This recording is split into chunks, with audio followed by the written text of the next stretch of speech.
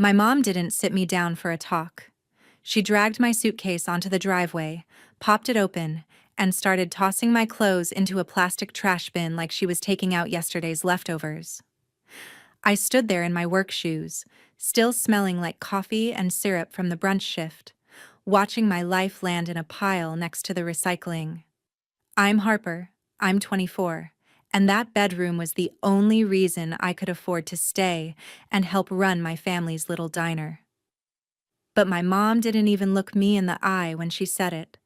"You're an adult. You don't deserve to be here anymore. Your brother's wife needs this room. You're just in the way."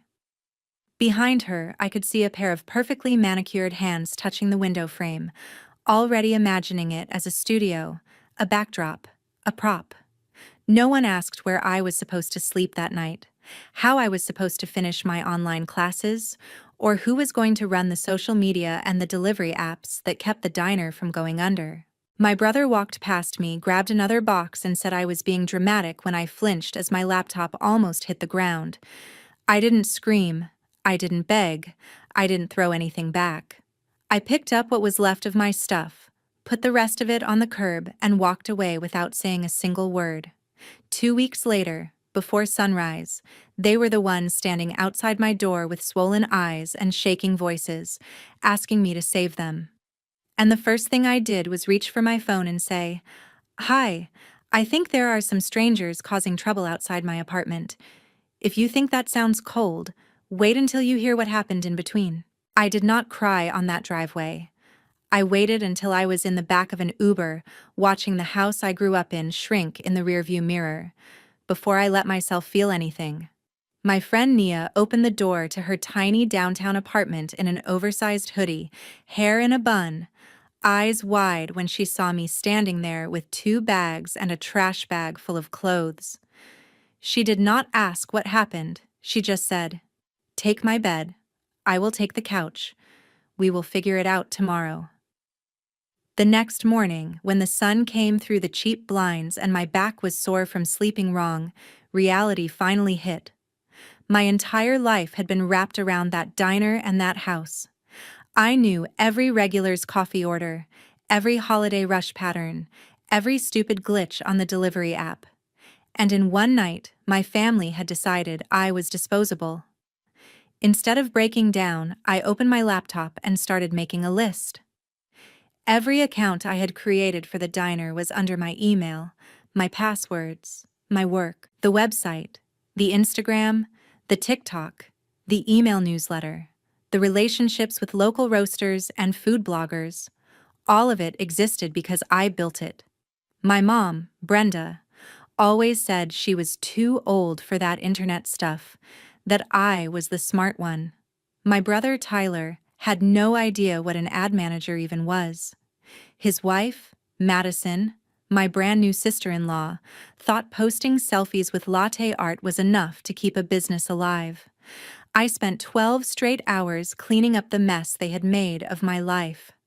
I logged into every platform, removed their access, changed recovery emails, and downloaded copies of all the analytics and reports I had ever done. I did not sabotage anything. I did not delete their pages or lock them out of their own business banking. I just took back what was mine, the things I had created and never been paid fairly for. When Nia came home from her shift at Coastal Grind, the big modern cafe she worked at downtown, she found me surrounded by notebooks and open tabs. She listened while I told her everything, from the trash bin on the driveway to the sentence, "You do not deserve to be here." She was furious on my behalf. She told me to blast them online, to expose exactly how they treated me, to let the internet drag them. But I shook my head. If I burned everything down, I would look bitter and unstable, and they would still call me ungrateful. I did not want to go to war on their level. I wanted them to feel what it meant when the person they treated like a maid and a backup plan simply disappeared. We checked my savings. Between my part-time work at the diner and my side gigs designing logos and running small ad campaigns for local businesses, I had enough to survive a couple of months if I was careful. Rent with Nia would be tight, but she insisted we would make it work. Then she said something that stuck with me. Coastal Grind has been trying to grow their social media and events. You literally built an entire brand already. Why are you wasting that on people who threw your stuff into a trash can? I went to their website that night, looked at their feed, their branding, their menu. It was good, but it could be better. And more importantly, they were the main competition to my mom's diner.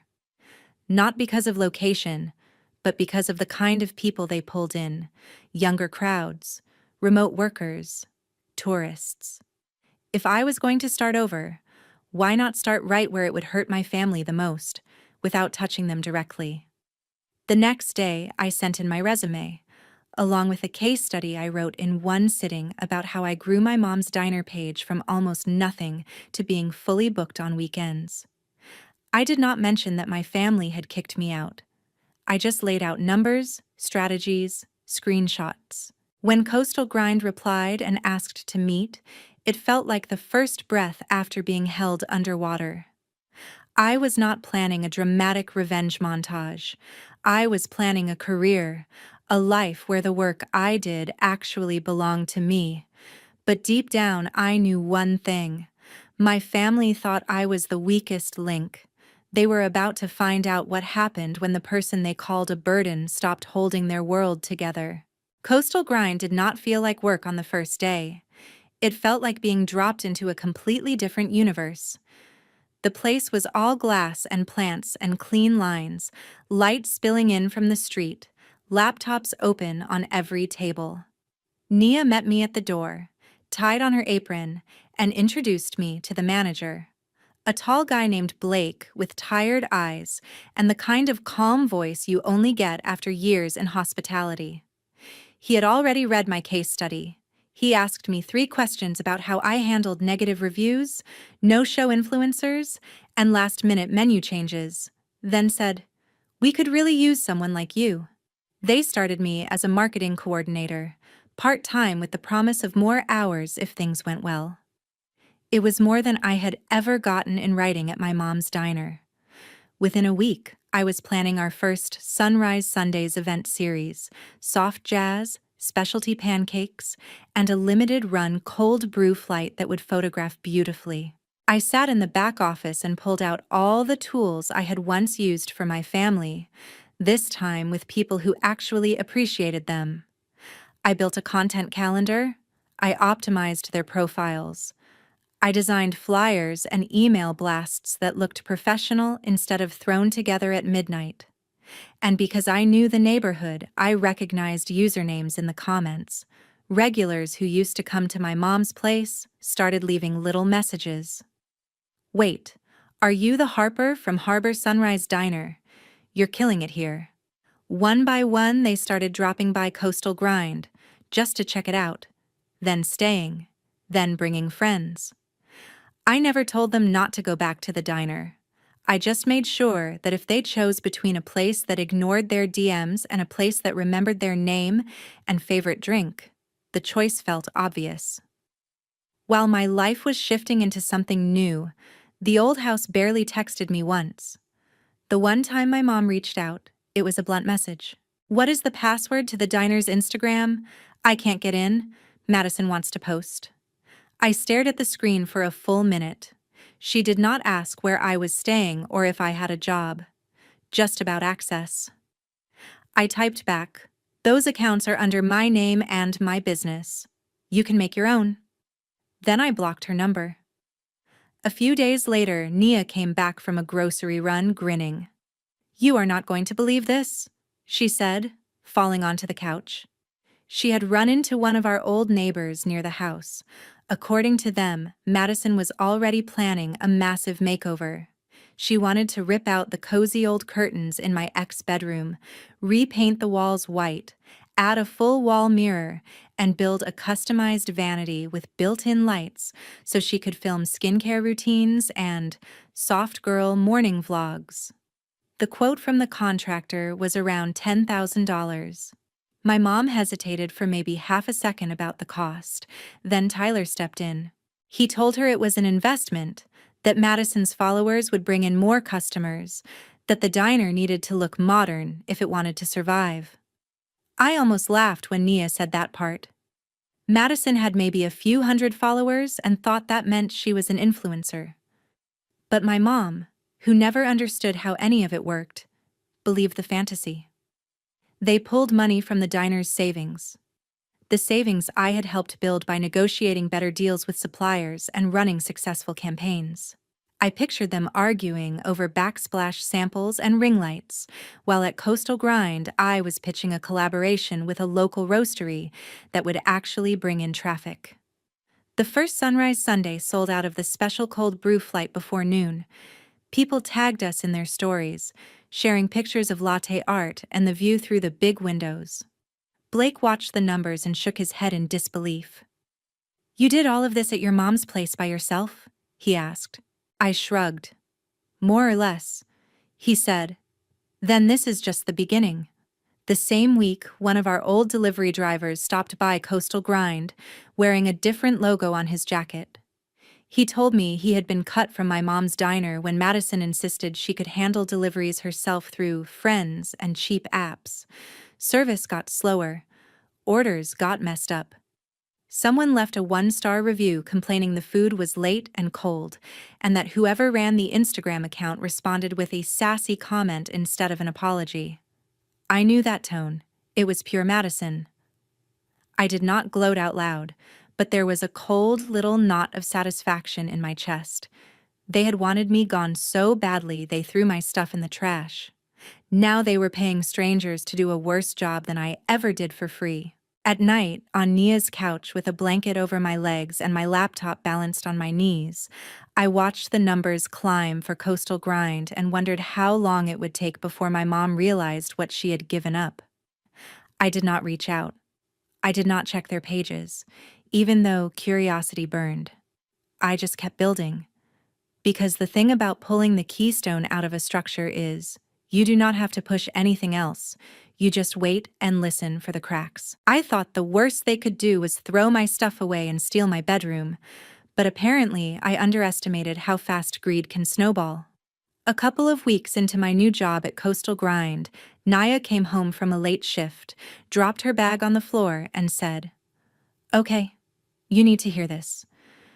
She had stopped by our old street to visit a cousin who lived a few houses down from my mom. According to neighborhood gossip, the studio in my old room had not been enough for Madison. Once the vanity went in and the white paint dried, she decided the lighting still was not content-friendly, and that the real money would come from building a full wellness spa. Not at a commercial property, not renting a space like a normal business, but right in my mom's garage. She wanted a mini sauna, a soaking tub, a massage table, and a corner for yoga and morning routine videos, plus a separate entrance so clients could come in without walking through the house.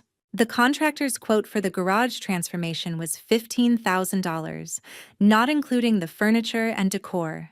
My mom apparently almost fainted when she heard the number. She tried to say they needed to be careful, that the diner's savings were already lower after the bedroom renovation. But Tyler, who had always been our golden boy, backed his wife like it was a war. He told my mom she was stuck in the past, that if she did not invest now, they would be left behind, that Madison's brand would put the diner on the map. I almost choked when Naya repeated that phrase. Madison's brand. This is the same girl who hashtagged every post with 5 different spellings of the word aesthetic. Still, my mom caved. She signed for a high-interest personal loan on top of tapping into the diner's emergency fund. She told herself it was for family, for their future, for growth. No one mentioned the fact that the person who had actually grown the diner's online presence enough to create an emergency fund in the first place was sleeping on a pull-out couch across town. While they were arguing over tile patterns, I was in the back office at Coastal Grind, building a proper loyalty program. I studied customer behavior, tested email subject lines, and negotiated a small sponsorship with a local podcast.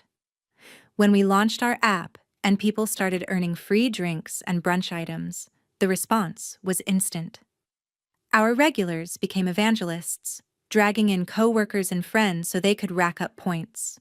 Every time my phone pinged with a new sign-up, it felt like another brick in my new life locking into place. Then the other shoe dropped for Tyler. To sell my mom on the spa dream, he had promised to use his connections at the showroom to get discounted equipment and fixtures. What he did not account for was how their management would react to his wife showing up at the showroom 3 times a week, filming loudly, rearranging displays for the background of her videos, and complaining to customers on live streams about how expensive everything was. His boss gave him one warning. When Maddie showed up again and started arguing with a coworker on camera about why the showroom would not give her a collab discount, they pulled Tyler into the office and told him he was done. Suddenly, the man who had told me to stop being dramatic when my laptop almost hit the concrete was unemployed and living off whatever was left in the diner account and my mom's loan. The neighborhood noticed the tension long before my family did. My old neighbor, Mrs. Garcia, came into Coastal Grind one afternoon with her granddaughter. She greeted me with a hug like nothing had changed and, after ordering, leaned over the counter. "I'm sorry about how your mom treated you, mija," she said quietly. "We hear them yelling at night. The young one, the wife, she screams about money all the time." My mom screaming I could picture. Madison screaming about money while posting haul videos in the same breath felt even worse. And the diner was starting to show the cracks. Their food still tasted good, but service times stretched. Phones went unanswered. Messages piled up in their inbox. Without structured promos, slow days stayed slow. A few of our Coastal Grind customers mentioned it casually. "We used to go there, but they take forever now. And whoever runs their Instagram is kind of rude." They kept describing responses that sounded exactly like Maddie, all fake sweet and passive-aggressive. I stayed quiet, just nodded and said we were glad to have them. I did not have to push anyone away from my mom. She was doing that herself by putting the future of her business in the hands of a girl who cared more about ring lights than regulars. At the same time, the bank started calling. Nia told me that one of her coworkers at Coastal Grind was dating a guy who worked at a local branch.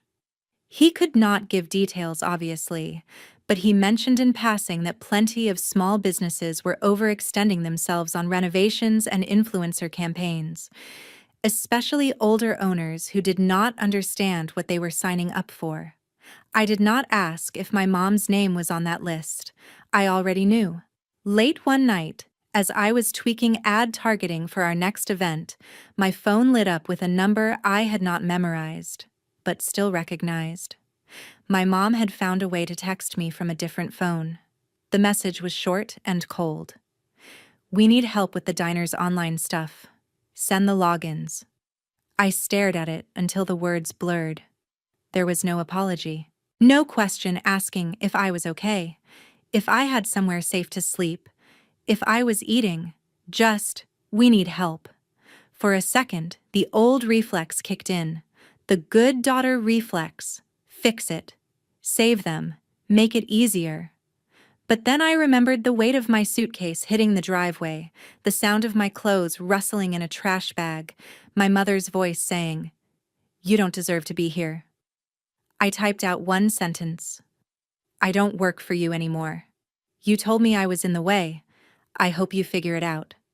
Then I blocked the new number too.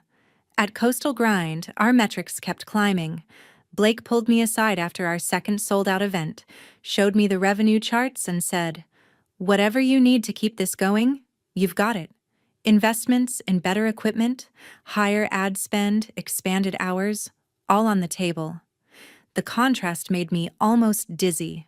One side of town, my family was drowning in debt they took on to chase a fantasy. On the other side, people were finally paying me to do the work I had been doing for free since I was a teenager. I was not sabotaging them. I was not hacking their accounts or lying to their customers. I was just no longer holding their fragile balance together. And without me, all the weight they had piled on top of their little world had nowhere to go but down. The thing about money problems is, they do not stay quiet for long. You can paint over cracks and light candles to hide the smell, but eventually everyone notices something is rotting. It started with little comments from customers at Coastal Grind. People would mention in passing that they had tried to support my mom's diner, but the wait times were ridiculous now, or that they had ordered online and their food showed up cold. One woman said she had messaged the diner's page about a wrong order, and whoever replied had basically told her to calm down and stop being entitled. I did not have to guess who wrote that. Madison treated customer complaints like personal attacks on her brand. While she was arguing in Instagram DMs, the bills at home kept stacking up. The first big hit came when my mom went back to the bank to request another loan. The renovation for my old bedroom had gone over budget. The garage spa project was bleeding money. Tyler had been out of work longer than he admitted, and my mom had been using credit cards to pay vendors when the diner's cash flow dipped. She walked into that bank believing that because she had once been approved, they would help her again. Instead, she came out with a letter saying no, too much existing debt, not enough collateral, income unstable. The interest on the loan she already had was climbing, late fees were kicking in. According to what I heard later through Nia's endless chain of cousins and coworkers, my mom went home that day and tried to cancel the garage renovation outright. It was not that she suddenly became financially responsible. It was that she felt the ground finally wobble under her feet. But by then, it was too late. Madison had already ordered half the furniture and equipment on a credit card my mom had co-signed for.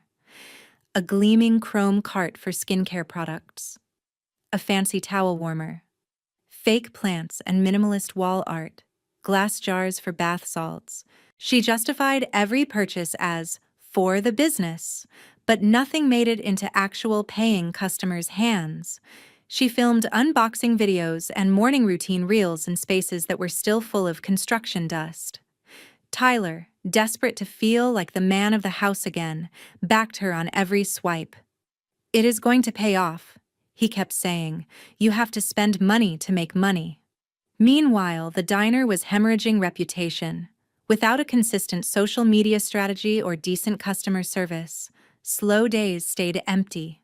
Food took longer as they tried to cut labor costs.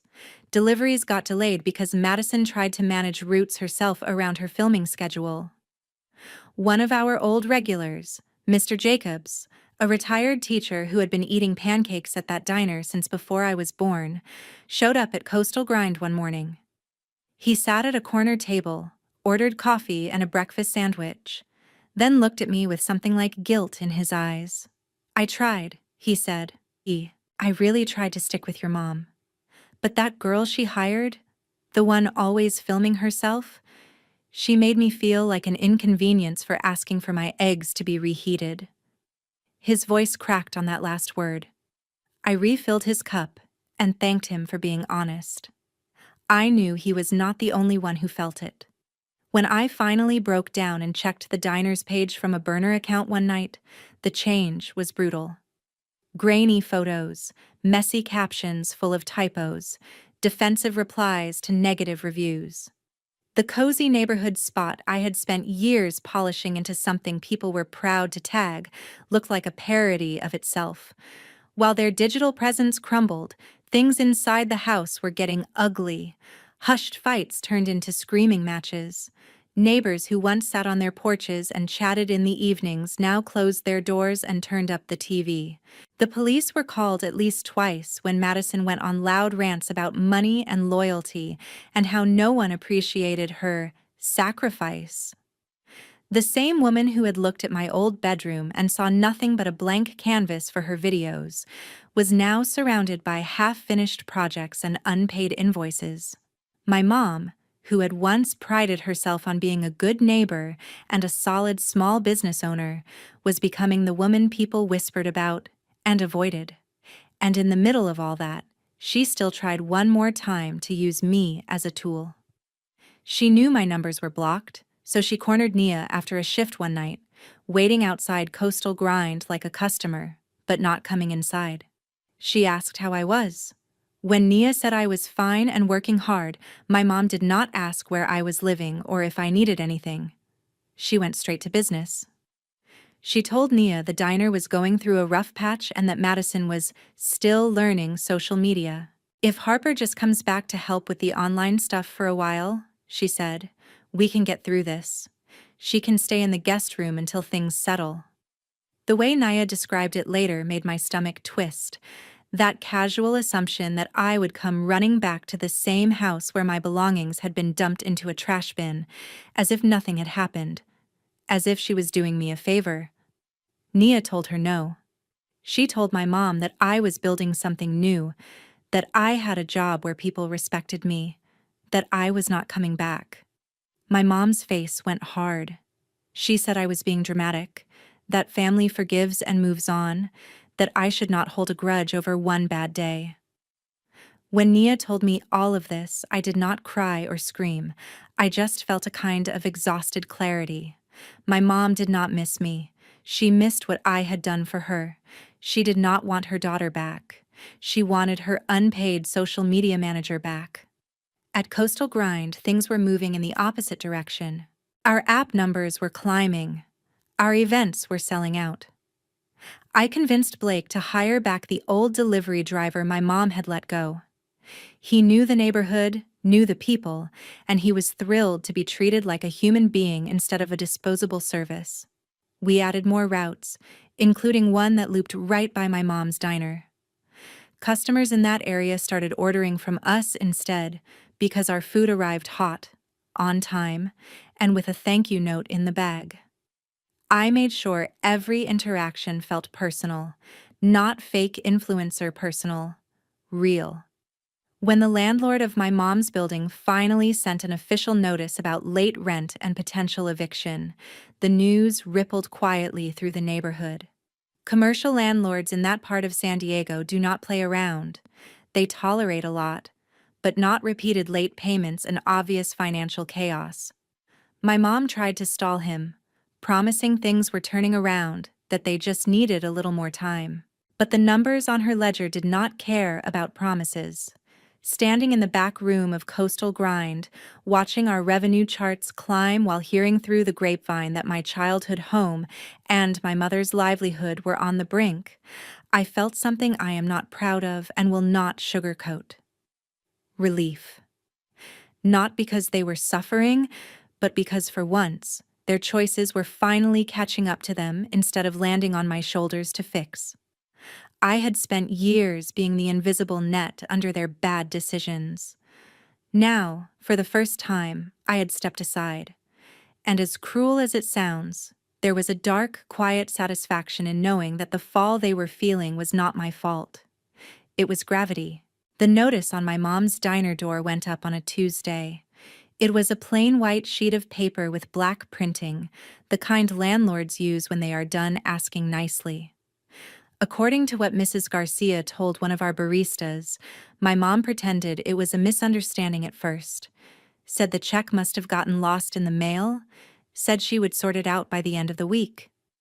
But there was nothing left to sort. The loan payments, the renovation bills, the credit cards, the late rent. It all came due at once. The bank would not extend anything.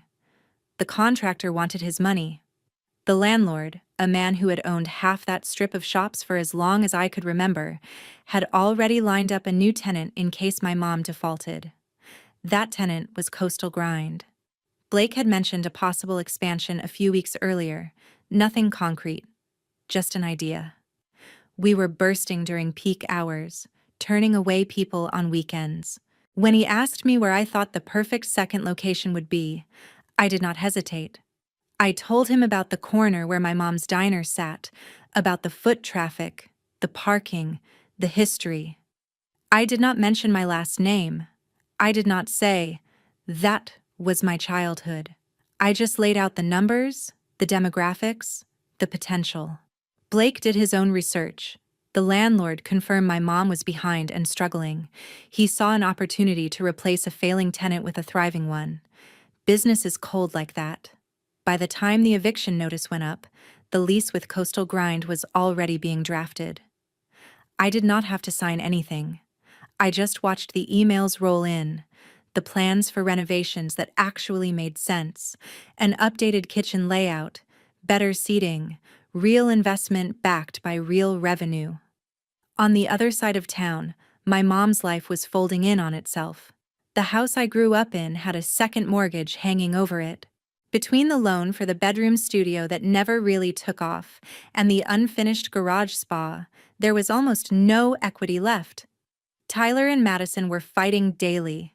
She screamed about how he had ruined her chance to be a wellness influencer, how his family was dragging her down, how she deserved better. He yelled back about her spending, about her attitude, about the way she talked to my mom. None of them mentioned me until it was time to assign blame for the online mess. Then, suddenly, everything was my fault again. If Harper hadn't taken everything with her, if Harper would just come back, if Harper cared about family at all. When the final deadline on the lease passed and the landlord told my mom she had to be out by the end of the week, reality finally snapped into focus for them. The diner was gone. The house, with no steady income to support its mortgage and mounting bills, was next. They sold what they could: furniture and appliances and the sad, unused vanity lights from my old bedroom. Tyler picked up shifts as a delivery driver for whatever app would take him. Madison tried to pivot her content to raw, honest struggle, but her small audience wasn't interested in watching her complain from a cramped motel room instead of a curated backdrop. By the time they showed up at my apartment, they were out of options. It was 2 weeks after the eviction notice, just before dawn on a Sunday. I had fallen asleep on my couch after working late on a launch campaign for the new Coastal Grind location. At first, I thought the pounding noise was a dream. Then I realized someone was leaning on my doorbell and hitting the door with their fist over and over. My heart jerked into my throat. I grabbed my phone, crept toward the door, and checked the peephole. My mom was there. Hair messy, eyes swollen, wearing a jacket I had never seen before. The kind of cheap, thin thing you buy when you did not plan to be out in the cold. Tyler stood next to her, shoulders slumped, dark circles under his eyes. Madison hovered slightly behind them, arms wrapped around herself in a sweatshirt with the logo of a gym she no longer went to. There were suitcases and plastic bags piled at their feet. I did not open the door. I slid the chain lock in place, even though I know a deadbolt was already engaged, and cracked it just enough to hear my mom's voice. "Harper, please," she said, and for a second she sounded like the woman who used to make dinosaur pancakes for me when I was 6. "We need to talk. We made mistakes. Just let us in so we can explain," Tyler added. "We were wrong, okay? We were wrong about you. We lost the diner. We lost the house. We don't have anywhere else to go." Madison stayed quiet, but tears were streaking her mascara. It would be a lie to say I felt nothing. My stomach twisted, my chest ached, my heart pounded so hard it felt like it might break through my ribs. These were still my blood, still the people I had spent most of my life serving in one way or another. But I also remembered the trash bin, the sound of my suitcase hitting the driveway, the sentence, "You don't deserve to be here." I thought about how many times they had reached out only when they wanted something fixed, something marketed, something saved. Not once had any of them asked if I had a bed. Not once had they apologized without attaching a request to it. The pounding got louder as my mom's voice cracked. "Please, Harper." The landlord took everything. "We found out Coastal Grind is moving in there. Is that where you are working now? Did you know?" I took a breath, stepped back from the door, and dialed a number I never thought I would call for my own family. When the dispatcher picked up, my voice came out calm and flat. "Hi," I said. "There are some people outside my apartment building who won't stop banging on my door. They've been shouting and causing a disturbance. I don't know them. I'm alone, and I don't feel safe. Can you send someone to check it out?" The words tasted bitter, but they were not a lie. Not really. I hung up and went back to the door. My mom was still begging, her words starting to blur together. Harper, we need a place to stay, just for a little while. You can help us get the diner back. You know how to talk to people, how to fix things. You're good at this. You always have been. Tyler finally looked straight at me through the narrow gap. You don't understand what it's like out there, he said. Motels? Side jobs? Everything is so expensive. We're family. You're supposed to help. That was the moment something in me went very still. I opened the door just enough for them to see my face clearly, the chain still across. I held their eyes as I spoke. You're right about one thing, I said. I am good at this. I am very good at fixing things. That's why Coastal Grind hired me. That's why. Starting next month, there's going to be a brand new cafe in the exact spot where you threw my future in the trash. My mom blinked. What are you talking about? The landlord needed a new tenant, I continued. He wanted someone stable, someone growing. Blake asked my opinion. I told him your location was perfect. We signed the lease.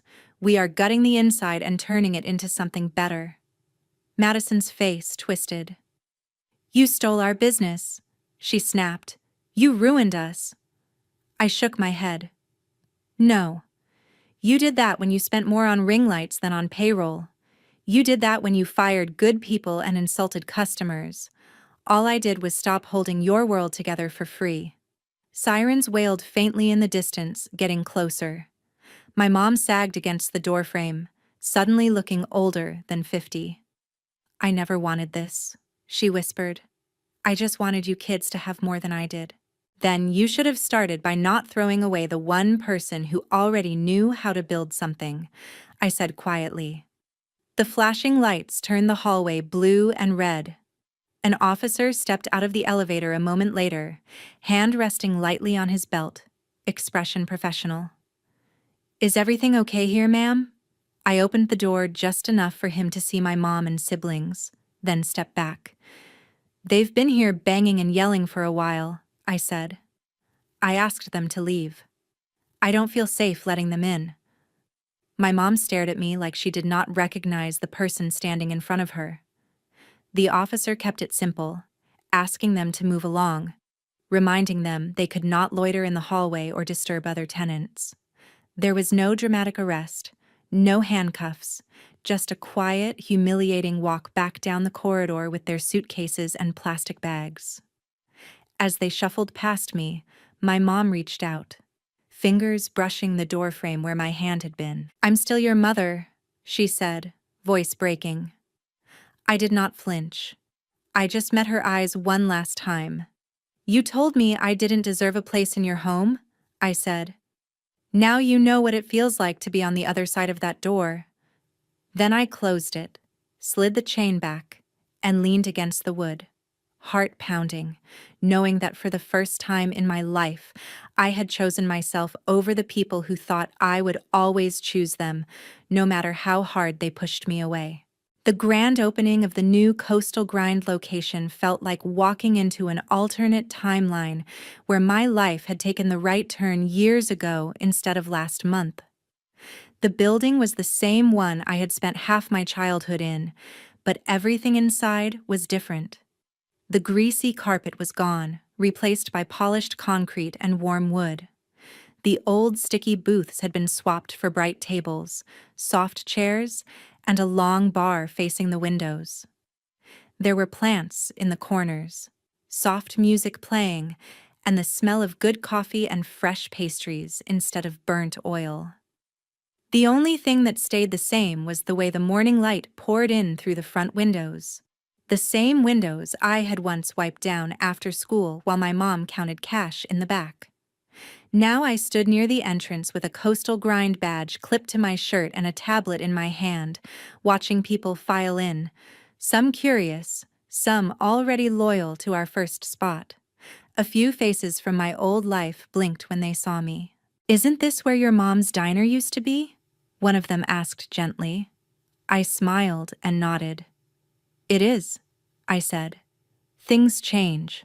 Life moves on. And sometimes it moves in the direction it should have gone in the first place. We had worked on this launch for weeks. Special menu items, local art on the walls, a fundraiser tied to opening week where a portion of profits went to a homeless outreach program downtown. It felt intentional, like we were putting something back into the city instead of just taking up space. Blake gave a short speech about small businesses and community and growth. When he thanked me publicly for leading the strategy, people clapped, and I felt my face go hot. There was a time when I would have shrunk under that attention, worried my mom would roll her eyes or tell me not to get a big head. This time, I let myself stand there and take in the sound. I did not invite my family to the opening. I did not send them pictures or rub anything in. I found out later from Naya that Tyler had picked up a job loading trucks in a warehouse on the edge of town. Madison left a few weeks after the motel episode, piecing together a half-believable story online about needing to prioritize her mental health while quietly following a guy with a bigger paycheck to another state. Her accounts went quiet after that. No more unboxing videos, no more morning routines, just a final post about fresh starts that got fewer likes than she hoped for. My mom ended up in a small apartment a few miles away from the old house, the kind with thin walls and a balcony just big enough for a folding chair. She got a job as a line cook at a chain restaurant, flipping burgers under someone else's clock, taking orders instead of writing her own specials on a board. Nia spotted her at a bus stop once, uniform in a plastic bag, staring at her phone like she was hoping for a miracle message that would set everything back the way it was. There were moments, sitting in the back office of the new cafe after close, when I thought about calling her, just to hear her voice, just to see if maybe losing everything had humbled her enough to listen instead of accuse. But every time I came close, the memory of that trash bin and the words "you don't deserve to be here" rose up like a wall. Love without respect is just a softer kind of control. I was done being controlled. Instead of pouring energy into fixing people who did not see my worth, I poured it into the community we were building. We hosted resume workshops for teens who wanted their first job. We ran donation drives for shelters. I started mentoring a couple of younger baristas who were interested in marketing, teaching them how to run basic campaigns and read analytics, so no one could dismiss them as just kids playing with their phones. One night, closing alone, I sat at a corner table and thought about everything that had happened, from the driveway to that hallway with the police lights. I realized the real revenge was not the lease, or the eviction, or even watching my family face the consequences of their choices. The real revenge was the life I had built that did not need their approval to be real. People love to say blood is thicker than water, like that means you owe your family unconditional loyalty no matter how badly they treat you. But here is what I learned the hard way. Family is not just who you share a last name with. It is the people who show up when you are standing in a doorway with 2 trash bags and nowhere to go. It is the friend who gives you her bed and takes the couch without making you beg. It is the boss who reads your ideas and sees potential instead of free labor. And it is you, choosing every day to protect the version of yourself that survived being told you were not enough. I am not saying you should cut off everyone the first time they hurt you. I am saying, pay attention to patterns. Pay attention to who only calls when they need you to fix something. Pay attention to who throws your future in the trash and then expects you to rescue theirs. Sometimes the bravest thing you can do is walk away without burning anything down and let people find out what their life looks like without you holding it together. It is not about being cold. It is about finally understanding your own value. So if you have ever been told you were a burden, or that you did not deserve to be where you were, ask yourself this. What would happen if you stopped apologizing for existing and started building something that was yours, even if it meant leaving them behind? And if you have your own story about family taking you for granted until it was too late, share it. Someone out there needs to know they are not the only one standing on a driveway with their whole life in a trash bag, about to choose themselves for the first time.